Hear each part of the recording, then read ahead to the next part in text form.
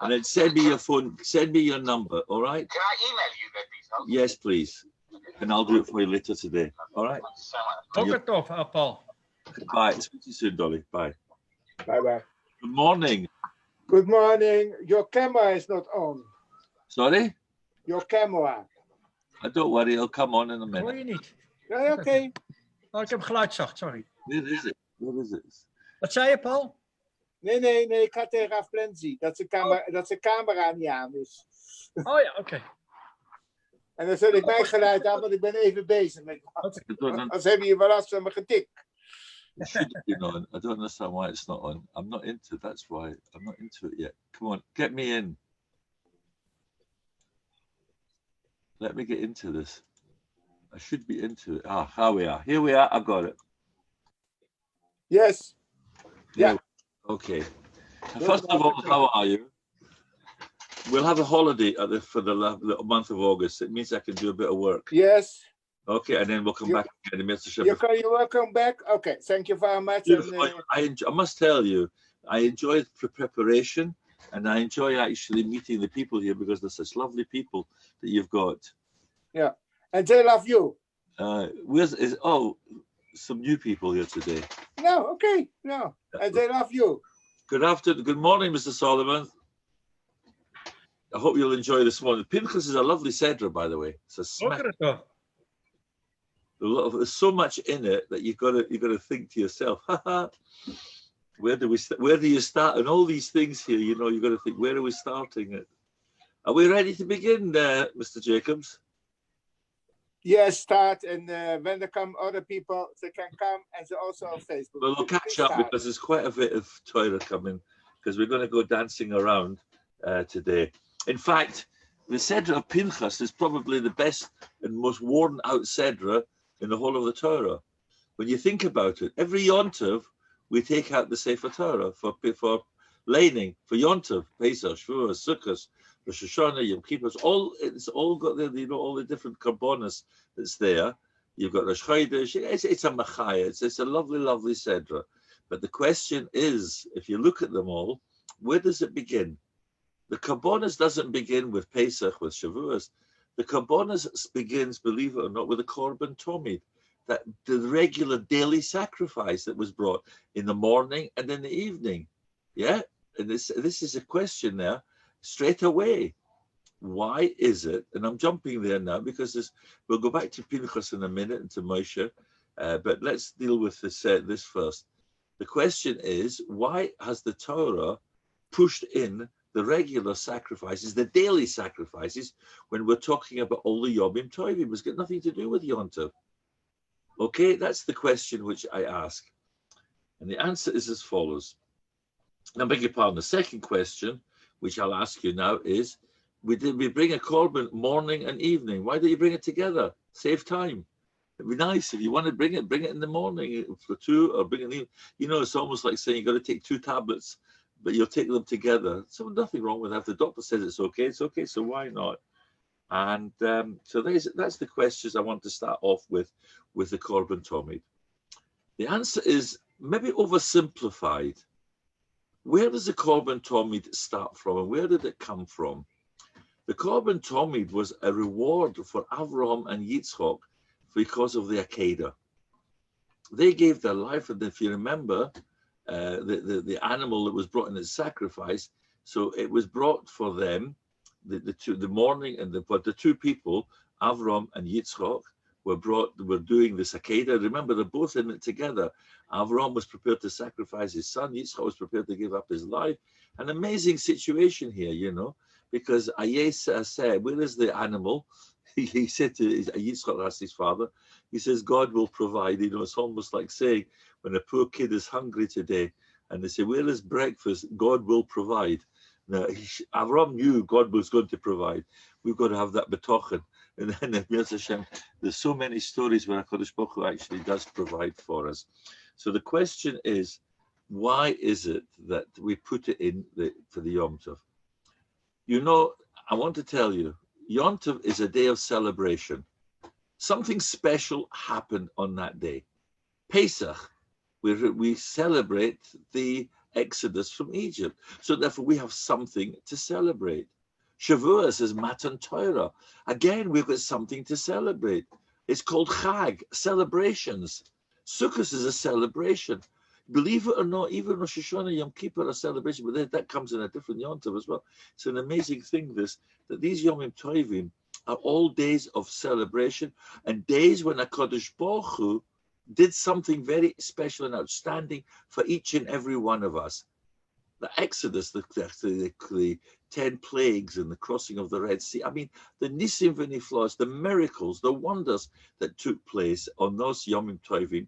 That's why we have the special Kriyas HaTorah to read it. But also, please understand that miracles happen every single day of our lives. You woke up this morning. What was the first thing we say? And I love saying it. Maide ani lefonecho. You've given me back my neshama, my soul. I've woken up. And then that means you've had a very good sleep, because according to many different interpretations, you wash Negelwasser because it said the angel of death is on your fingers. You're actually, the neshama has gone out to be cleansed. It's gone to the dry cleaners of HaKadosh Baruch Hu, and he has the marvelous zuchus of putting it back into you. You know, I always say the joke, I always read the Times in the morning just to make sure I'm not in the obituary, then I know I'm still alive. But this is something which we take for granted. So what the Torah is telling us is that every single day, Yom Rishon, Yom Sheni, Yom Shlishi, these days should be considered by each and every one of us as something so special.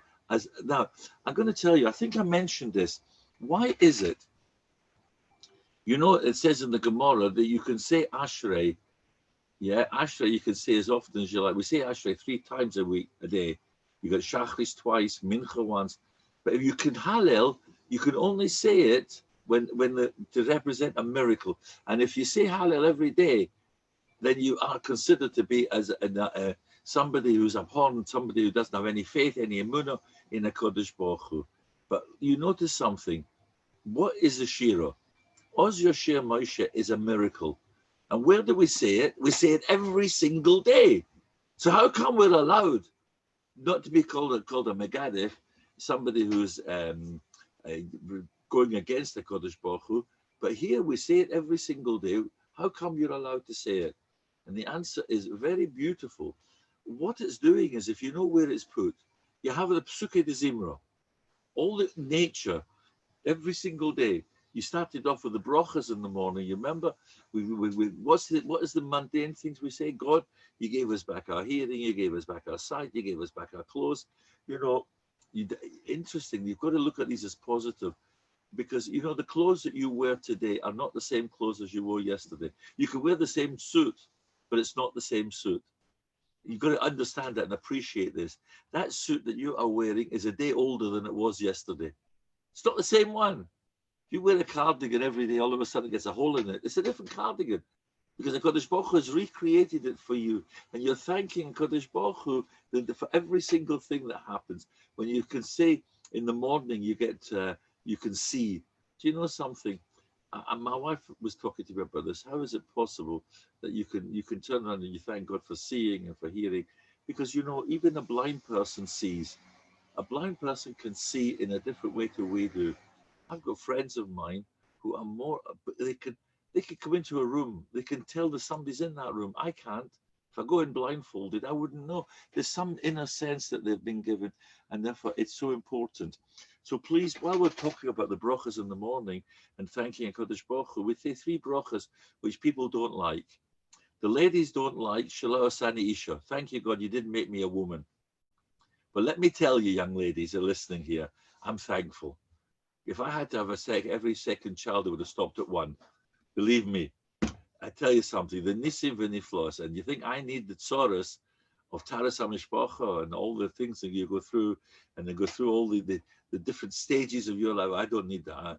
But that's only one thing. That's the physical. And that's not what we're saying. Believe me, it's not what we're saying. What we're saying is, God, I can't turn around and say I'm a man. Interestingly enough, I can't turn around and say, thank you, God, for making me a man. You know, somebody, you hear them saying, oh, be a man and grow up. You hear that? This is a statement. Be a man, grow up. Because every man today has got more mitzvahs than the women, but they don't do them. That's the problem. The problem is we're not really men, and we can't turn around and say, thank you for making, it's a negative against us. It's a criticism. And it's a pleasure to say to you, Shalom Asani Isha, God, you didn't make me a woman, but I've got to get up and do something to make myself a man. Because the women have got their mitzvahs. And let me tell you something. Women's mitzvahs are great and they're really important. If you think about this, and I must tell you, I've always admired this. Who is responsible for kashrus in the house? The woman. Correct? She's in the kitchen. She's always the one with the kashrus.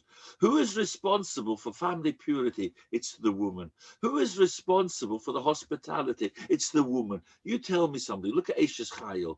How that woman is praised. We'll never, ever in a month of Sundays ever get to the achievement. My wife loves it when I tell her that. We'll never get to that, Madrega. So when you say you haven't made me a woman, because perhaps we're saying, please, perhaps we should have been one. We've got less mitzvahs to keep. But believe me, the way you do it, Eishes Chayil me yimtza. Avram said when he said to his wife, "Who can find this wonderful woman? She's very far behind us, so far as scarce." I don't know if I told you the story about God wanted to destroy the world. I think I might have told you this. And one of the malachim, one of the angels came and he said to God, if I can find you one good thing in the world, will you save the world? Listen to this, Inga. You'll like this one. And by the way, I missed you last week. It's lovely to see you back today. Just shows you how important you are. You make the numbers. So what happened was the angel said, birthday. I'm sorry for not attending. That's all right. It's lovely seeing you. You make the day again for me. But I'm going to say to you, listen to this. The angel said, please, God, I'll find something. I'll find one thing. But if I find something good, will you save the whole world? Hashem says, you find me that one thing. He went out and he went into a garden which was full of thorns and weeds and goodness knows what, thistles. And he saw a rose right in the middle, one beautiful rose. You've probably been in gardens where you've seen out of a terrible garden, there's a beautiful flower. What did he do? He cut the flower, a beautiful sight. He said, I'll show God that even amongst thorns and weeds, a flower can grow. He put it in his pocket. He then went and he saw a baby sleeping. Now, there's nothing nicer than having a baby sleep, particularly if it's through the night, and the mothers can go to sleep. I'm a chaya. And he took that image of that baby asleep, put it in his pocket. He then saw a mother. She was cuddling and cooing a little boy who had fallen, a little child who had fallen, and she was wiping his knees, taking the blood away, putting a plaster on. But then she continued to cuddle him and to coo him to make sure he was comfortable and safe. He took that image with him and he went back to God. He said, Hashem, he said, I've got the proof for you. He took out the rose. What happens if you cut a rose and put it in your pocket and you've got it traveling around with you all the time? It doesn't matter how beautiful it is at the beginning, it shrivels up, correct? What rose lasts with if you cut it away? He says, that's good. I should save the world because of a shriveled up rose. So he threw it away. He then went to the image of the baby. Now, how long does a baby sleep for? Baby needs feeding, a baby needs changing, a baby screaming. Ronisham says, I'm not having this. This is not an image to save a world. He says, it's lovely, but it's not a good image. He then went and took the image of the mother. That image of the mother remained. And I believe that a mother always, even in the Gan Eden, even in the world to come, she's looking down and she's looking after her children. Why was Rachel buried outside of the cave of Machpelah? Because she's looking after us. She will be the one to meet us. The woman has got such power, Hashem says, for such an image, for the avas of a mother, the love of a mother, I'll save the whole world. So please realize just how important it is that love of the mother comes out above all things. And that's why you should understand this. And I gave it to you, if you remember, by Oim Ben Peles, if you remember, he was saved because of the wife. She decided to save his life and he didn't go after Kairach. So it's this amazing situation here where the women gets praised. So if we turn around and say it's a negative and the women's libers are coming and say they want it taken out, don't take it out. Shalaya Sani Isha. But you've got so much to get to. We'll never in a month of Sundays ever be able to change that to become, thank you, God, you've made me a man. We can't say it. Shalai Osani Eved. Unfortunately, you can't turn around and say, I'm a free person. Are you free? Tell me. I have a stepmother-in-law, and I phoned her at 7:45 at night, Just to have a to see how she was. She went Meshiga. It's in the middle of Coronation Street. How can you do it? I'm watching television. So I said, thank you very much, because it was an avodah zorah. How many men, I'd say this genuinely, are actually tied and slaves to their work? And they've got no time to sit down with their children and to learn with their children or to talk to their wives. This is another thing. Shalom Sani Elvid. God, I wish I could say I'm a free person. Ezehu ben Chayrin. Who is a free person? Yeah? A free person is somebody who learns Torah and all the rest of it. So you've got to understand. Al tikru chayros, don't say free elachorus, engraved. The 10 Commandments, keeping the commandments. So I can't turn around and say I'm a free man. So can you understand it's a negative commandment, a negative blessing, but trying to emphasize we couldn't say it's a positive one. And then we come along and we say as well that Shalai Osani Nochri or Shalai Osani God, you haven't made me from the nations of the world because you've given me mitzvahs. And you can only say that if you can guarantee that you keep absolutely every single mitzvah. The Chofetz Chaim used to say, in order to be able to keep Shabbos and to go out, I'd have to learn Hilchos Shabbos 3 times, because you can guarantee no matter who you are, no matter how great you are, you will be Mechalel Shabbos somehow or other. It's impossible unless you've gone through Hilchos Shabbos. So these are negative commandments trying to emphasize how positive we could be for it. So here we go on now. So we've got to appreciate, and this is something as well, appreciating the days of the week. And you'll notice, by the way, the days of the week are not Sunday, Monday, Tuesday that we have. Yom Rishon LeShabbos. It's, Motzei Shabbos. When do we say Saturday night? We don't call Saturday night. It's Motzei Shabbos. We've lost Shabbos, it's finished, but we're waiting. It's almost next Shabbos. The Gemara brings down in the argument between Shammai and Hillel how to prepare. When did he start preparing for Shabbos? The one would prepare on Sunday. I think it was Hillel who said he bought a piece of meat on Sunday. And if he got a better one, he would eat it on the Monday and buy it in the next one. But Hayal Shammai put it away for the week. I've forgotten whether that was the order. But certainly, Shabbos is the day in which the whole world circulates around. Okay? So Sunday is Yom Rishon LeShabbos, to something special. So that's what here the Korban Tomid has to go in. The sacrifice, the daily sacrifice, has to go in at the very beginning, before all the festivals, to make you appreciate that everything is a miracle. That even the brachas in the day when we daven is a miracle you're sitting here. It's a miracle you can eat. The bracha, which is the greatest miracle, which has got the greatest power, is Asher Yotzah, when you've been excused to the toilet, and you thank HaKadosh Baruch Hu, and you say any edifice which is closed, it should be open, or any edifice which is open, it should be closed, is life threatening. And you take that. My doctors always can't believe it. I showed them this bracha. They said, what a fantastic bracha this is. Because this guides you. If you've got problems, you've got tummy problems, you go straight away and you can't make the bracha, you go to the doctor. So there you are. This is a nest. Your whole body's in it. You look in the mirror, your whole body's in this. How can you, the one difference between us and human being and animals is we can speak. Power of speech is given to us, and that's why the Chofetz Chaim was always adamant about don't utilize it wrongly. Make sure you do it properly. So there we have it. That's the Korban Tomid was in the order now. Now you know why it comes before all the festivals. You got it? Because it's coming to emphasize, just as all the festivals are something to celebrate, Sundays to celebrate, Mondays to celebrate. Why? It's one day nearer to Shabbos. I mean, even although just now we've got the lockdown and everything, but Shabbos, my wife says, oy vey, another long Shabbos till 10:30 tomorrow night.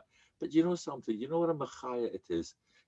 I've been reading more and I've learned more on a Shabbos now than I've ever done for months and months, for years. Why? Because I don't want to be bored. I've gone through Sforim like you've never.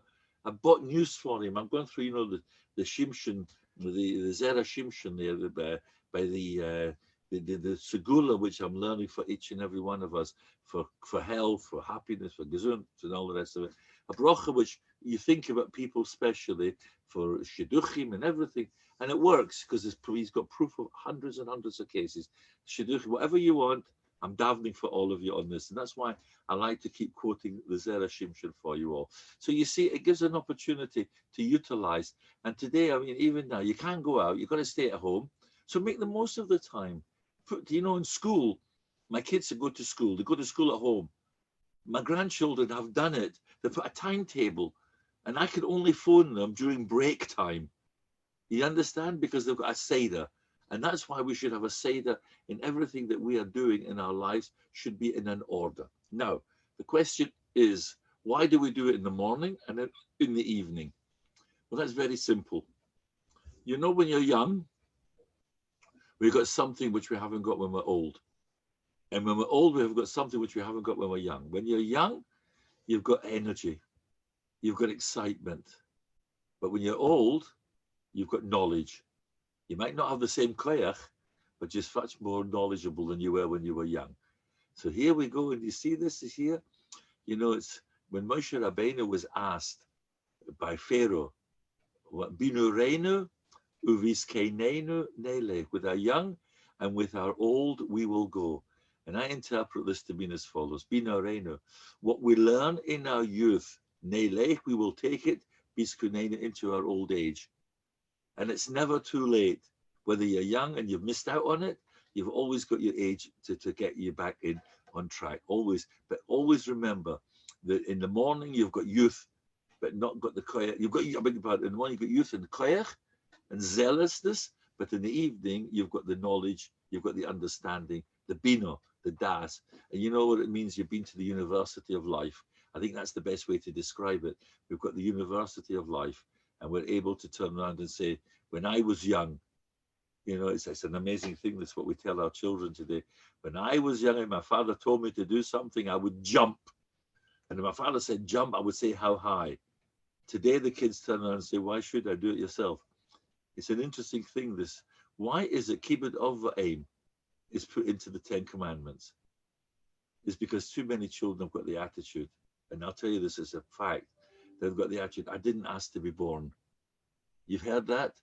And if you don't believe me, the European Parliament instituted a law that children can divorce their parents if they don't like them. Did you know that? If they don't like their parents, they can divorce them. That's the world outside, because they don't realize. Kibbud of, and I said this to you if you remember by chukas.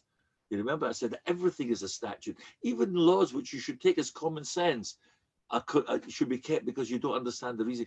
We don't understand the reasoning behind people saying, I didn't ask to be born.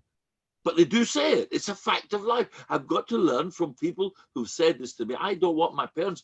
They did nothing for me. That they brought you into this world. Be thankful. You couldn't be here. However difficult it is, that's your doing, not your parents' doing. So you see here, in the morning we bring a korban to show we are korban tomid, a regular sacrifice to say we've got a luft koyach to be able to learn. And in the evening when we bring a sacrifice, thank you, Kodesh Baruch Hu, we've got the knowledge now. We might not have the koyach. Let's bring them both together, morning and evening, and actually show Kodesh Baruch Hu how much we appreciate it. Do you see how beautiful the Torah is in a derech, in a way of life? Nothing more. It's a code of life for all of us. If only we would appreciate, never lose the opportunity when you're young, and don't give up when you're old, because you still have the knowledge, you have it from that university. It's an amazing lesson, this, you know. People say to me, how old are you? And my wife says, don't tell them, just tell them age is a number. And that's a fact. Age is nothing more than a number. And please remember that, no matter how old you are, admer ve'esrim. Now let's go back again now. And I'm going to ask you something here. In this week's Seder, we've got the daughters of Tzlofchad. You remember they came along, they were dividing the land, and they were complaining, and they were saying we should be taking over from our father. We should be getting the land in Israel. And Moshe Rabbeinu, of course, went to Hashem and he gave them the land. And it's tied up with something else here. You know, when you call in Hebrew, smichas apashas, the connection between two chapters. In it, Moshe Rabbeinu is complaining to HaKadosh Baruch Hu. What is the greatest gift that one could have is that when children follow in your example. And if you're a leader, no? You put your machine on. Not always. No, I'm saying, but it should be. This is what I'm saying, because the whole nachas is the children. You know, if you've got, for example, you want your children to carry, and I'm not talking about professional. Children want to be doctors and dentists, or they want to be firemen and policemen. That's not the problem. I'm talking about in the midas, in hachnosas orchim, to see how the home is built, how the parents entertain, how the parents show love. That's what I want children to follow on. And I'll tell you, Moshe was upset. Have you ever noticed that Moshe was the greatest leader and the greatest teacher, but his children didn't follow him at all? They lost out on it, and he was upset about that. Now, let me tell you something. He's never mentioned it, did he? But here he does. Why? Moshe Rabbeinu thought that he was being punished because of the golden calf and because of other things, because he struck the rock. You'll notice he did things. He called the Jewish people rebels.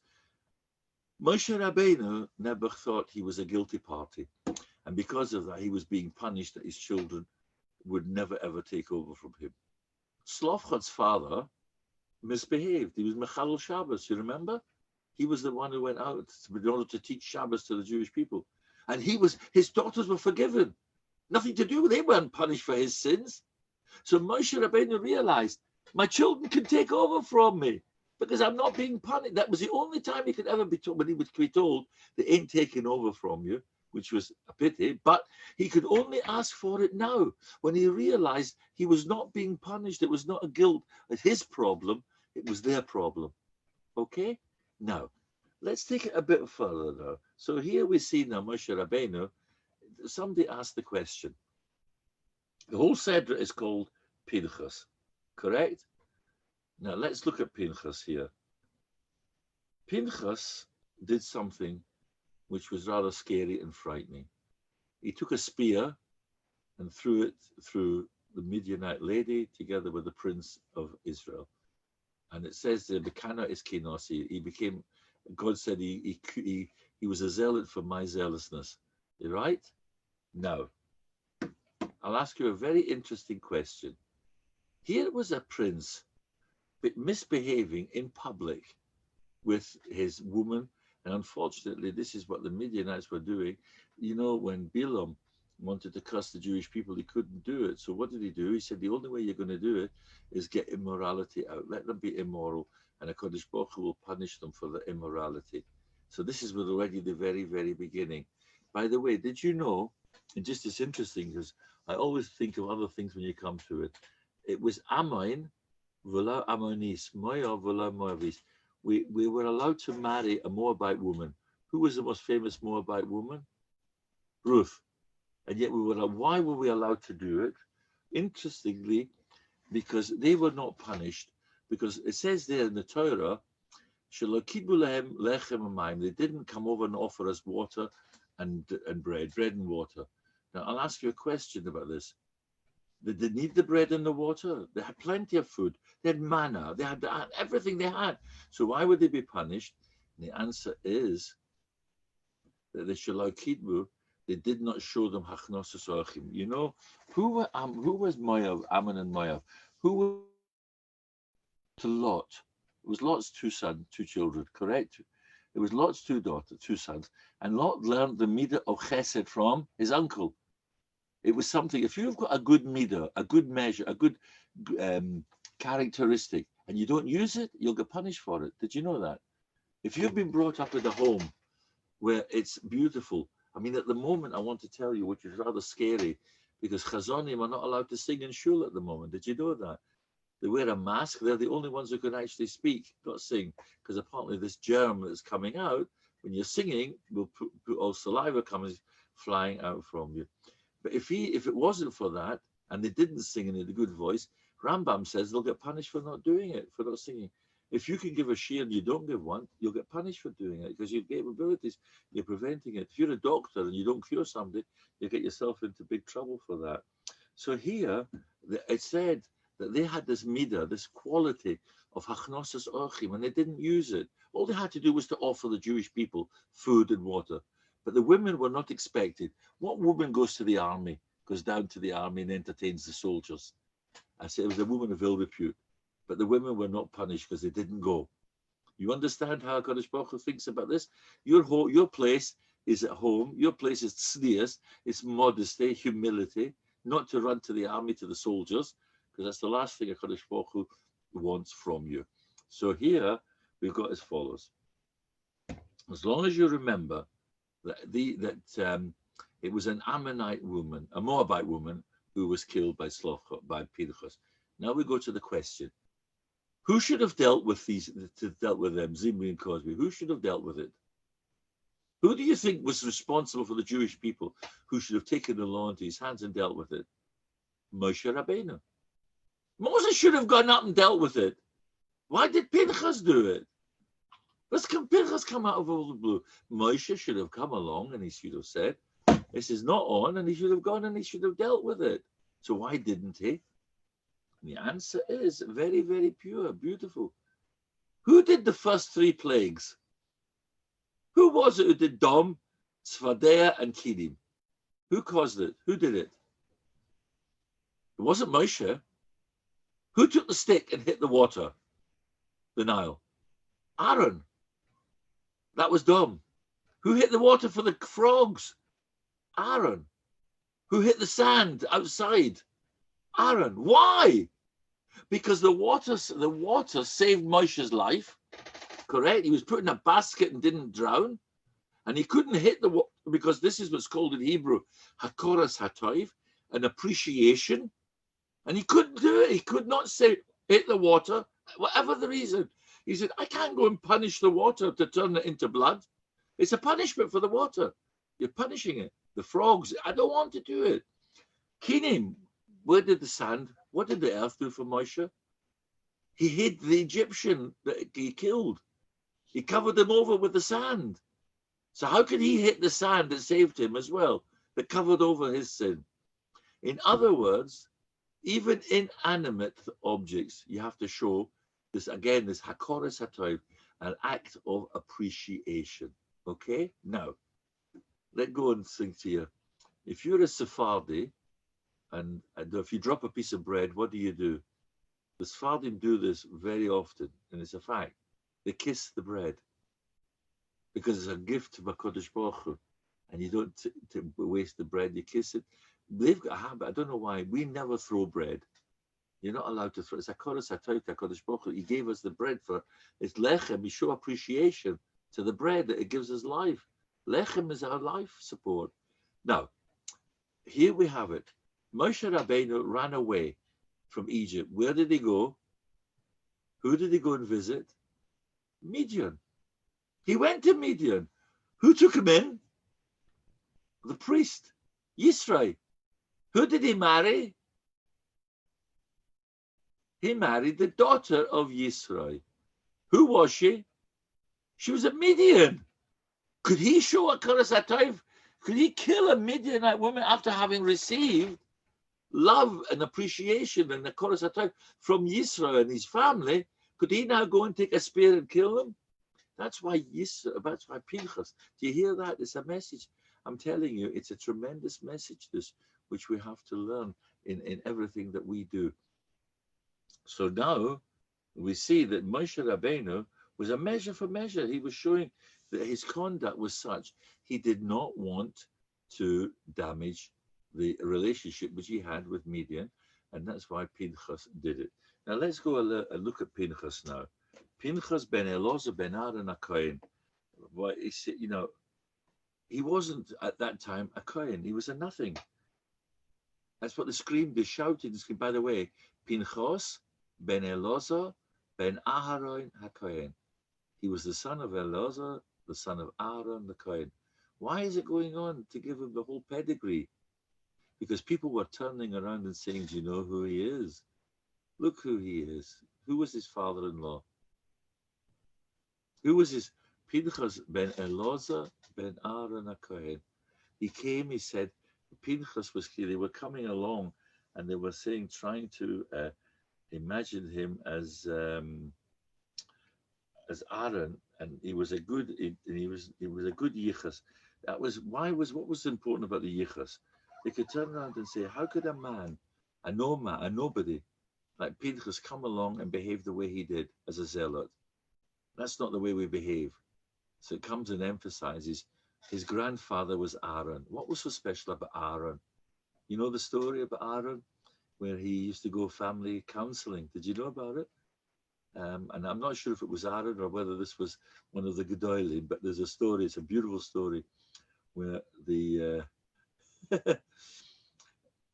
was Aaron, I believe, where the wife said, I'm divorcing you unless you spit in the eye of Aaron the Cohen. You go and spit in his eye, or it was whatever it was, some great god. He said, I can't. If you don't do it, I'm leaving you. The Godel heard about this, and he said to this man, he said, look, he said, I've got a sty in my eye, and the only way he's going to cure it is if you'll spit in my eye. That was what they called sholem bayis. Can you hear that? And they believe him. Somebody says, if you don't hit him, he goes, look, he said, I've got a problem here. Can you hit it so put it back to normal for me or something? It's an amazing thing, this, how people have reacted to all these behaviors. We take it all and think, why do we do this? We jump to conclusions, right? By the way, last week's Sedra dealt with the shooting, the spearing of Zimri and Cosby. Not this week. This week talks about the reward. Why was it split? And the answer was to emphasize that Pinchas didn't do it for the reward. He didn't know what was going to happen. Last week he did it because he wanted to do it. That was his midah. He had to be a zealot. He had to do this. And we'll come to a minute as to why he actually succeeded in doing something which even Moshe couldn't do. And it's interesting. And this week it talks about that. And then next week as well, we've got again a story. So he said here that it goes against the honor of Israel and Moshe Rabbeinu that he actually would execute a prince there. And he said that Pinchas, his ancestry, was without blemish. He said the street of his grandfather, who slaughtered the calves for his idols. This is something which Pinchas ben Elazar ben Aaron HaKohen, when he goes back to the other side of the family, then of course they start worrying about the yichus. Who is he? What do you expect? He's a nothing. There's a story told about somebody trying to be important. He said that there was a rabbi going to get a job in a shul, and had an AGM. You have an AGM, and the rabbi always likes 100% support for his position. Only on this occasion, when they were making this appointment, one there, the shoemaker, turned around and he said, I'm not interested. I'm voting against this man. Anyway, he got appointed, and the rabbi went up to him and he said, tell me, he said, everybody voted for me except you. Why did you not vote for me? He said, this way you know who I am. He said, if I wouldn't have voted for you, you would never have known who I was. You would have just expected me to be another one of the community. It's an amazing thing, this. Pinchas didn't do this so he would be noticed. This was a zealot. He did this mamish l'shem shamayim. He was the grandson of Aaron. He therefore had the good yichas, no question about it. There was no evil streaks in him. What did Aaron do? Aaron was yirdav shalom, roidav shalom, oyev shalom. He pursued peace. He loved peace. And he says, Pinchas, like his grandfather Aaron, he wasn't a publicity seeker. He didn't do it for publicity. He couldn't do it for publicity because he wouldn't have got it. Everybody wanted to stone him. If it wouldn't have been for the intervention of a Kodesh Baruch Hu, he would never have survived. It was an intervention here that he compared Pinchas's actions to the famous story. Do you remember Kamsa and Bar Kamsa? And if he would have dealt with it properly, we wouldn't have had the Churban, the destruction of the temple. You know the Gemara where he brings down they hated each other and he wouldn't let them take part in the party. It was a whole thing here. It caused the destruction of the second temple. He said that the important guidelines for our times, we have to understand, if Judaism is threatened, we have to stand up and be counted. Unfortunately, we'd stand back and always take a back seat. We're not prepared to stand up and be counted. And I know this for a fact. If you think about some of the great Rabbonim in Germany, you remember Samson Raphael Hirsch? He stood up against the Reform and all these other organizations who stood up against Judaism. And this is something which he was never afraid to stand up against and tell the truth. As long as you do it l'shem shamayim. You see, today, unfortunately, too many people argue and fight because it's an ulterior motive. They want their name in the press. They want to see that they've attacked. And that's not the answer. Attacking doesn't get you anywhere. Love, ahava, gets you everywhere. I read a story this week which really frightened the life out of me. There was a Russian, and he had a son. There's two stories. This one I'll tell you this week. Next week I'll find the other original story, where his son wanted to go to the yeshiva, And he just ran away and he went to yeshiva, and his father went to there when they were making a siyum, a completion, a celebration, and his son stood up and he spoke, and he spoke beautifully. So you can imagine the father said, "Can I have permission?" And he was an Amhoritz. He was against everything, and he wanted to speak. He said, he said, "I work in a field." He said, "And I put a tree in with the roots in the ground." He said, "And I get beautiful fruit and produce from it. I tried," he said, "to put the tree into the ground and let the roots grow, and perhaps it would give me even better fruit, because it was coming from the ground, all the nourishment." He said, "All it did was it just died." He said, "For so long," he said, "I put my head in the ground." He said, "The roots were up above, and I was destroying the roots because I didn't put the roots in the Torah." Do you hear this beautiful story? He said, "My son," he said, "has put his roots into the Torah." He said, "And this gives me the greatest pride and pleasure, and I hope it will continue." You've got to understand where your roots are, who you are. And that's why, by the way, we're compared to a tree. Did you know that? The tree is roots. The roots are of us, our fathers, our patriarchs. Our grandparents are the boughs of the tree. The branches are the parents. The fruit is our children, the offsprings and everything. Eitz Chaim here, it's a tree of life. If we cling to it, if we cling to the roots, to the foundations as well, and know that we have got a fantastic heritage for who we can be very, very proud of. Yesterday, I spent with my wife, we spent almost 3 hours on Zoom. And we have a cousin in Israel who did the roots of my wife's parents. There were the 4 brothers and sisters who all were in the concentration camps, and their life, how they had to escape and how they ran. It was horrendous. It really was frightening. And out of all of them, only one went off the rails. Every other one of them stayed strong because it gave them, instead of putting them off, and some people phone, I think you know the story about the man who kept nothing, refused to keep anything. And I can give you dozens of stories about the Holocaust. And he said, "Why did you do it?" He says, "Because there was a rabbi there who had a Seder. And in order to be able to use the Seder," he said, "he wanted a part of my rations. If that's Judaism, I want nothing to do with it." To which the rabbi said to him, "Look," he said, "how many were queuing up to use the Seder?" He said, "Dozens." He said, "Why are you the odd one out?" He said, "It shows you weren't genuine. You did really want to use the Seder." And this is something which we've got to understand. There's a story told, and this is something very interesting. And please, this is a lesson for each and every one of us. While we're still tied into the house and lockdown, we can't do this, but we can in a different way. The story is told of a family of men who had nothing, kept nothing, were sitting shiva, but were short of one man. So one of the sons went out and saw a man coming by with a lovely black cap on, a froom man. He said, "Would you mind coming in and helping make a minyan for the shiva?" He went in, he saw it on the door, he saw a beautiful mezuzah. He said, "This must have been a froom house." He walked in, and he said that they sat there with a kippah on the top of their head, and you could see they kept garnished. They were sitting there with their shoes on, not understanding what was going on. And he took a look in one of the rooms. He saw the room there, which was full of Gemaras, all worn and on the table with a desk. He said to the boys, he said, "Tell me, gentlemen," he said, "whose room is this?" "That's my father's study." He said, "What?" He said, "Yeah, he studied Gemara. He learned so much." He said, "But tell me, why have you gone off the rails? Why have you kept nothing now? After all, he was a pious man." He said, "Very simple." He said, "When he was in the camps, he learned everything in secret. He was scared to show he was learning. When he came here, he built this room and closed it. We were never allowed to go in. He was always frightened to let us see him learning.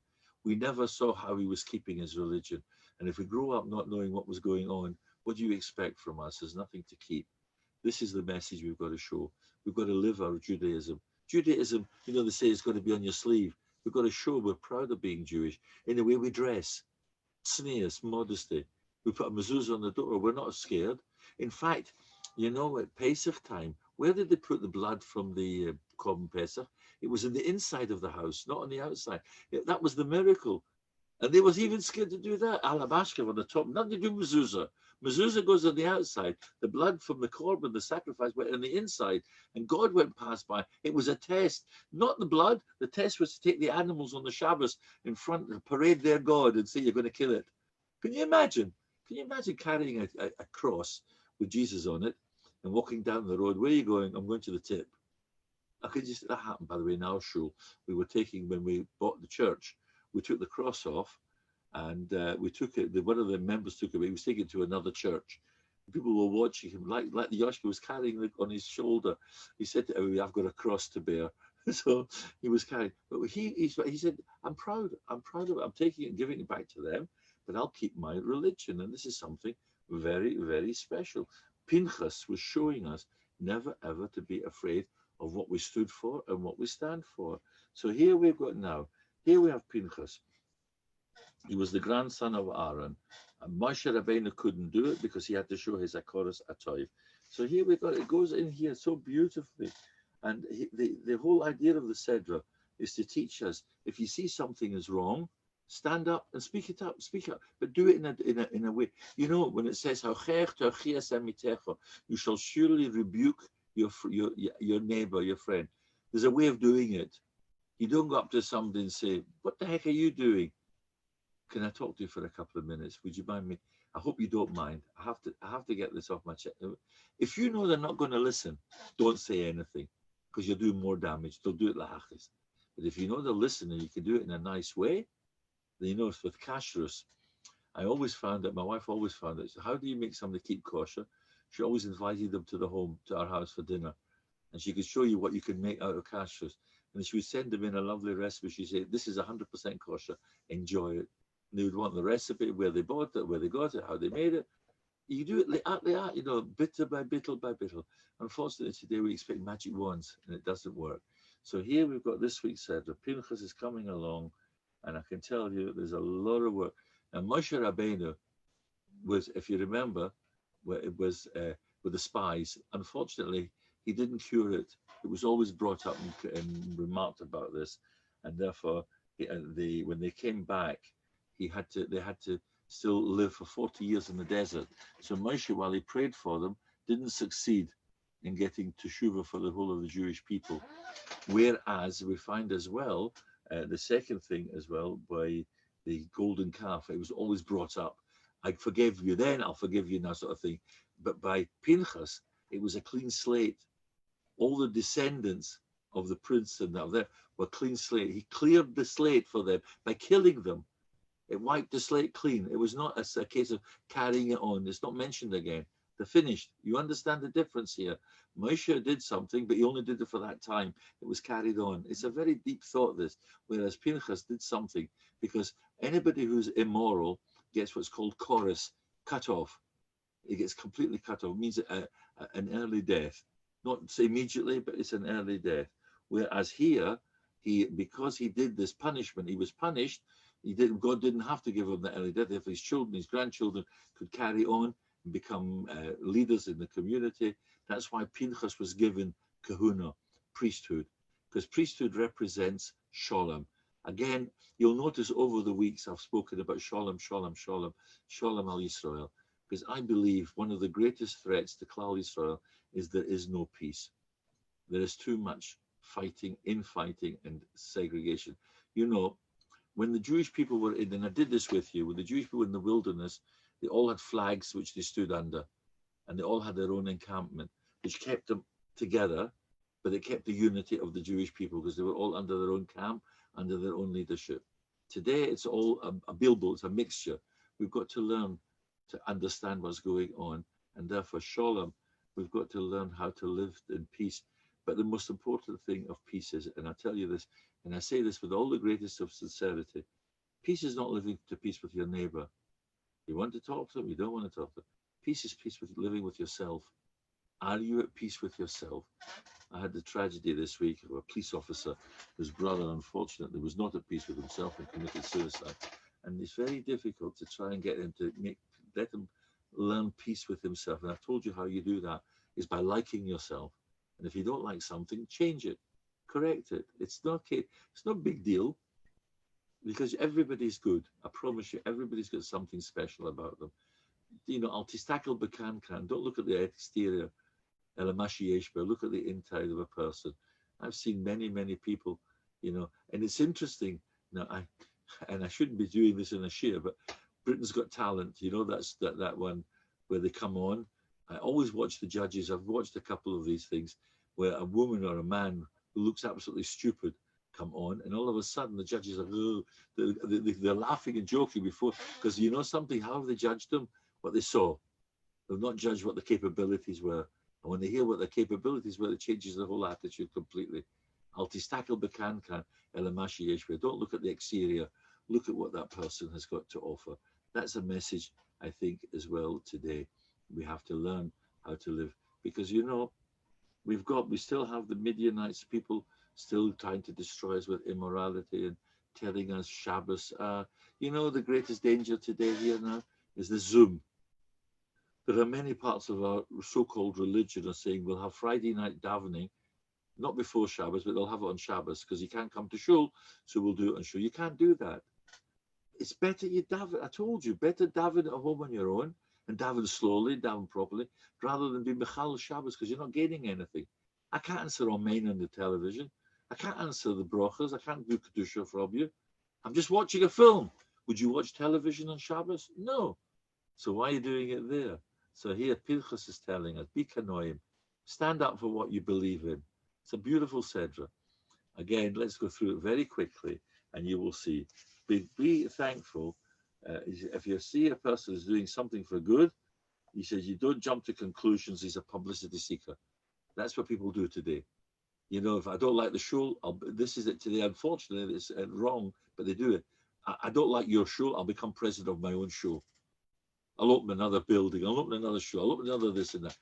People do things. There are people in this world who genuinely do things sincerely. So don't, number one, prejudge somebody. If he does it l'shem shemayim, then say it's good. Perhaps as well, perhaps they're not doing it genuinely, but they will come to do it. You know, everybody's been jumping on the bandwagon of this epidemic. They've been cooking and they've been doing it. Maybe they've been doing it so they'll get themselves an honor or something or an award.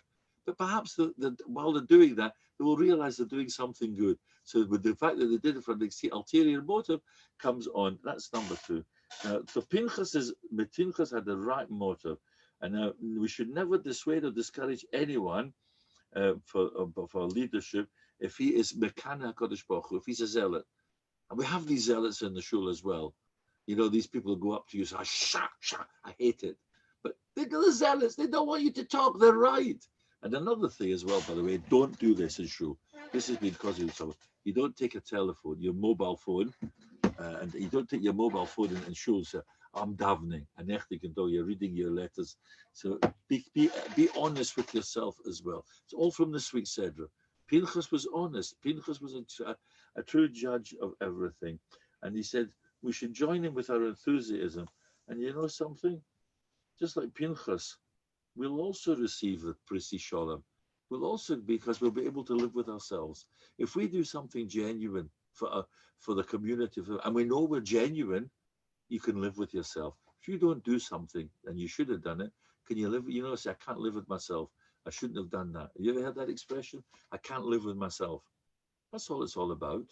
And that's what the Seder is all about. And therefore, appreciate every single day. Appreciate, you know something? Now, Baruch Hashem, unfortunately, this epidemic is coming back again, this pandemic. It started all over again. But nevertheless, I'm always soicha. I'm always happy. I wake up, I can smell the apple, I can smell an orange. I've got my sense of smell, a taste. I've got a sense of taste. I haven't got a temperature. I'm a chaya. The only problem is all my teeth are falling out. I don't know why. But I managed to get a dentist. He told me I've got to keep my mouth shut. He said, wear a mask. How he'll do my teeth, I don't know. We'll find out this afternoon. But you see, be thankful.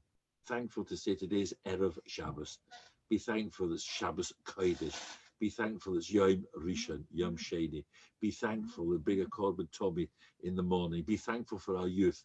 Always think yourself young. It's a matter of mind over matter. You're young. I can't tell you how old I am because I don't feel old. My wife has said, you're not old. But if you start waking up in the morning, echting and krechting, you're an old man. You don't want that reputation. You want to be young. You're young as you feel. So let's get on with it. That's what the Torah is telling us today. Be young. Take the morning korban Tommy. Make the sacrifice in the morning when you're youth. What's the sacrifice? Learn, study. And what's the sacrifice when you use your energy, your enthusiasm? And what's your old? Your old age is use your university of life. Bring the youngsters back into you. What's the greatest nachas that people have got, and I have it, is when I sit with my children, my grandchildren. what does Shlomo Melech say? King Solomon says that this is, was it Keter Ovis B'nai Vonim, the crown and the glory of parents and grandparents are our grandchildren. You hear that? The crown and the glory. Ateres Zakanim, that's the quotation. Ateres Zakanim, the crown and the glory of grandchildren are B'nai Vonim, are our grandchildren. When you can see your grandchildren following it. And I told you that, and I'm not repeating it, but I told you we're all zeros until the one in front becomes a one, a man stands up, follows the yichus, and that makes us all millionaires. And we can all take from it. And that's what I hope in Mitzvah Hashem. We'll get rid of this pandemic. We'll all be open. We'll be able to enjoy life. And your brachas, as I said to you, the Zerah Shemshon, that the brachas should be whatever it's for, whether it's for Parnosa, whether it's for Shidduch, whether it's for children, whatever you need, HaKadosh Baruch Hu should give it to you. So today, when you daven this afternoon, Mincha, daven Mincha, and tell HaKadosh Baruch Hu, I've learned Zerah Shemshon, I need the Segula, please give me the Segula, and answer it, Bekorav, do it quickly for me, so I can also carry on and put for the next generation to see that I'm a believer. You know the song, I'm a believer, and we hold Mitzvah Hashem, we'll show HaKadosh Atay to HaKadosh Baruch Hu, because whatever he gives to us, we will give back to him tenfold. I wish you all a Shabbos, and I'll speak to you next week. Is Chazak, am I right? We've caught up with Israel now. We've caught up. Good Shabbos. No, good Shabbos. No. Yeah. What's wrong? What's wrong? Are we all right? We are in Israel, thanks. Pleasure. Mr. Jacobs, are you okay? I'm okay. I'm listening to you. I You've said, got a lovely good smile on your Shabbos. face. Thank you very much. Yeah, right. You've got a lovely smile on your face. Okay. Question.